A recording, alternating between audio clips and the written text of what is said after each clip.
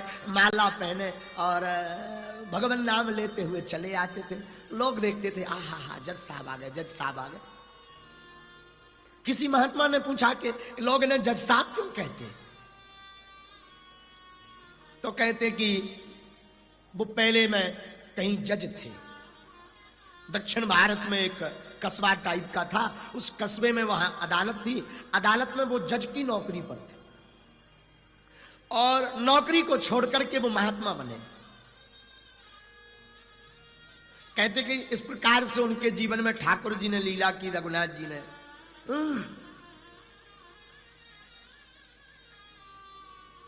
उसी गांव में एक भगत रहता था, भोला भगत। बड़ा भोला था वो, बड़ा भोला था। नाम भी उसका इसीलिए भोला रख दिया, क्योंकि काम उसका भोलापन का था, इसलिए उसका नाम भी भोला रख दिया। उससे कोई भी बात पूछो, कहो भाई भोले ये कैसा है, तो वो कहते थे रघुनाथ जाने। कोई भी कहे, कहो भैया भोले तुमने हमारी गैया देखी का, सोई वो कह दे रघुनाथ जी जाने। इतना भोला, रघुनाथ जी जाने, रघुनाथ जी जाने। वो झाड़ू पोंछा करता था मंदिर में, राघव जी को निहारता रहता, रोज बातें करता था राम जी से। आज बड़े सुंदर लग रहे, आज पीले कपड़ा पहन, खा लो कछू भूखे ना बैठियो। आदमी तो विचित्र है, वे तो दिन भर तुम्हारे प्राण खा ही ले हैं, कछू खा पी के बैठो, दर्शन दो, लेकिन कछू खा पी लो, राजाओ बीमार पड़ जाओ। ऐसे पोंछा लगाता रहे, मन ही मन बात कर, दिल ही दिल की तमन्ना वो दिलदार जानता है, मैं किससे गुफ्तगू करता हूं मेरा सांवरा सरकार जानता है। ये तो उनकी नजरों का करामात है ये कयामत, ये तो उनकी नजरों का करामात है ये कयामत। वो मुझको जानता है, मैं उसको जानता। आहा, राम जी को निहारता रहता भोला भगत। केवट जाति खाता, केवट केवट। पुजारी जी उसे रोज खाने को दे देते, भोजन करता, कुछ नहीं करता। 2 लड़के थे, 1 बेटी थी। काम धाम कुछ करे नहीं तो संपत्ति कहां से आए। धीरे धीरे समय बीता, समय ने खेल खेला, तो उसकी जो बेटी थी वो बड़ी हो गई शादी के लिए। देखो ध्यान से सुनना, भगवान कितने दयालु हैं। देखो तो क्या कहना भैया, राम जी क्या कहना।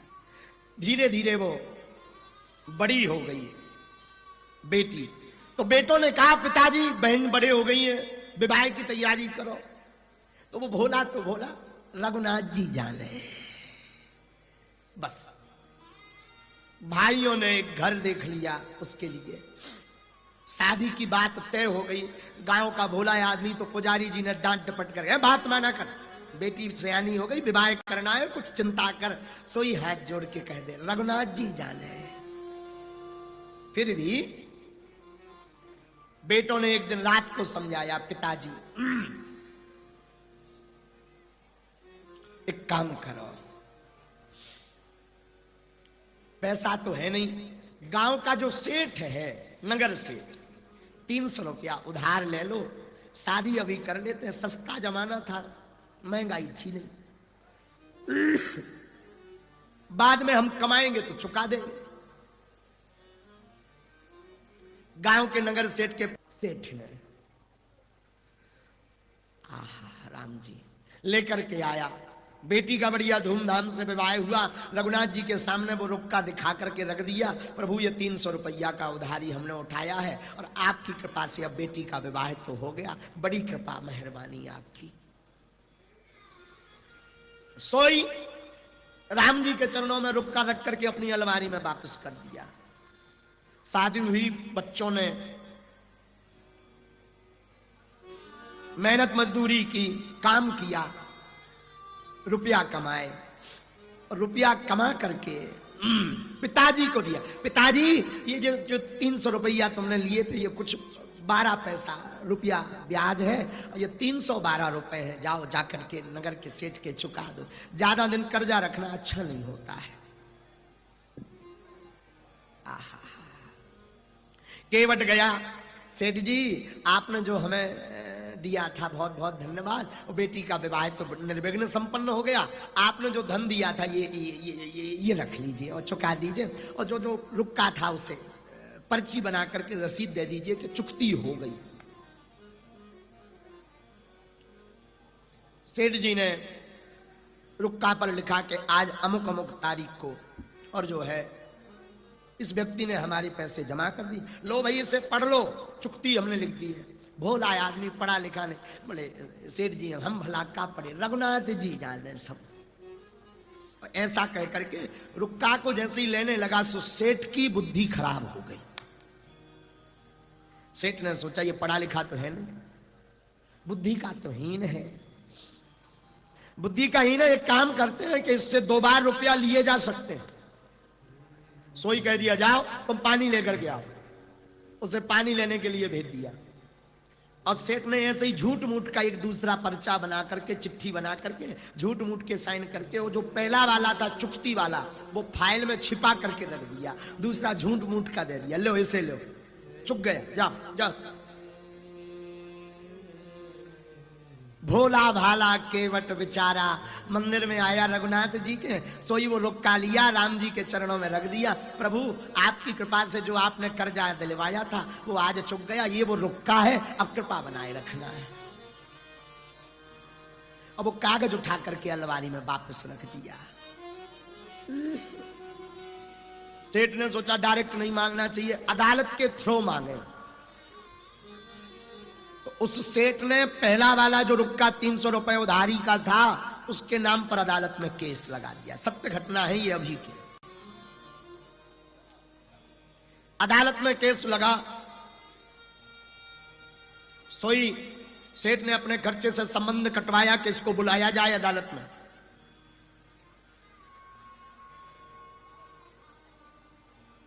इसके पास खबर गई, पंचायत जुड़ी, तो सबने कहा कि तुमने दिया, तो भोला भगत बोला हमने तो दिया है, लेकिन सेठ कहता नहीं दिया, इसका फैसला तो अदालत में होगा, यहां नहीं होगा। अब अदालत बेचारा सीधा आदमी कभी गया नहीं, तो आज रघुनाथ जी को प्रणाम करके गया तो जो जज साहब वृंदावन में महात्मा बने थे वही जज की कुर्सी पर वहां बैठे थे। भोला भगत वहां पहुंचा तो कटघरे में खड़ा हुआ, तो जज ने पूछा क्यों भाई, और आपने इन सेठ जी से 300 रुपए लिए? बोले जी हुजूर हमने 300 रुपया लिए।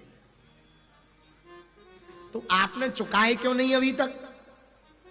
भोला भगत रोने लगा, श्रीमान हमने पाई चुका दी, 1 रुपया भी इनका उधार नहीं रहा। जज साहब कहने भाई देखो रो मत चुप हो जाओ। वो सीधे थे जज, भाव उनका प्यारा था। वो उसकी दीन दशा देख करके थोड़ा चौंके, फिर बोले अच्छा एक बात बताओ भाई, जब तुमने रुपया जमा किया तब कोई वहां गवाह था? तो उन्होंने वो पर्ची निकाली, तो जज ने पढ़ा, बोले इस पर्ची के अनुसार तो चुकती कुछ नहीं लिखी है। तो भोला केवट कहता रघुनाथ जाने, रघुनाथ जी जाने। लेकिन जज कहते कोई गवाह में था तीसरा? तो तुरंत केवट हाथ उठा करके कहता हुजूर भगवान की सौगंध खा करके कहते हैं हमारे और सेठ के अलावा सिर्फ रघुनाथ जी थे और चौथा वहां कोई नहीं था। जज को लगा कि होगा कोई रघुनाथ नाम का आदमी होगा, गरीब आदमी है, उसको कहा ठीक है तुम जाओ हम संबंध निकालते हैं और अगली पेशी पे हाजिर होना। तो जज ने अपनी जेब की पैसा से एक संबंध निकाला रघुनाथ जी के नाम का, तो कहा जाओ जाकर के रघुनाथ जी को ये संबंध दो, अगली पेशी में कहना कि हाजिर हो जाए। डाकिया संबंध लेकर के गया गांव में, सबके ममता त्याग बटोरी मम पद मन ही बांधे। अब जो संबंध लेकर के गया था बड़ा चिंता में पड़ गया, कोई रघुनाथ नाम का आदमी नहीं। तो किसी ने कहा रघुनाथ नाम का आदमी तो नहीं है पर रघुनाथ जी का मंदिर जरूर है। उसने कहा वही बताओ, बता दिया। गए कागज लिया और रघुनाथ जी के चरणों में रखते हुए बोले आज तक फूल पत्र वस्त्र धन आपके लिए तो बहुत आए, आज पहली बार अदालत से आपको संबंध भी आ गया।